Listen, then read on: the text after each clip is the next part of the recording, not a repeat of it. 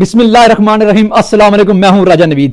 یہ خوشخبری ہے ان تمام پٹواریوں کے لیے، پالشیوں کے لیے، مالشیوں کے لیے، کنیزوں کے لیے اور غلاموں کے لیے جو اتنا بڑا منہ کھول کے کہتے تھے کہ وزیر اعظم پاکستان عمران خان نے 3 سال کی حکومت میں 98 کروڑ روپے کا فیول ہیلی کاپٹر پہ ضائع کیا۔ 3 سال کی حکومت میں 98 کروڑ کہتے ہوئے ان کا اتنا بڑا منہ کھلتا تھا اور ان کے منہ سے جاگ نکلتی تھی۔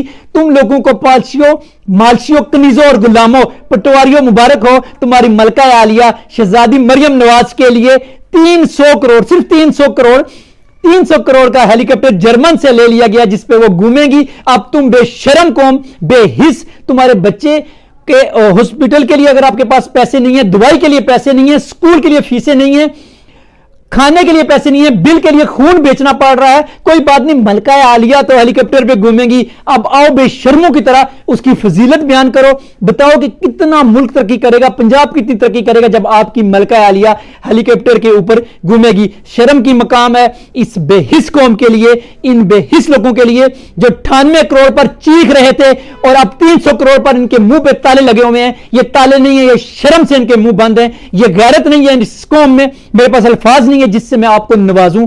پالشیوں، مالشیوں، کنیزوں اور غلاموں، لعنت ہے تمہاری سوچ کے اوپر اگر تمہیں یہ مریم نواز کا 300 کروڑ کا ہیلی کاپٹر جائز اور 3 سال میں ہے عمران خان کا 98 کروڑ کا فیول ہیلی کاپٹر پہ جو لگا وہ ناجائز لگتا ہے۔ وہ ہے یا نہیں ثابت تو نہیں ہوا، تمہاری پوسٹوں میں ہی میں نے اس کو سنا اور دیکھا ہے، لیکن یہ تو پوری دنیا اور پوری نیوز بتا رہی ہے۔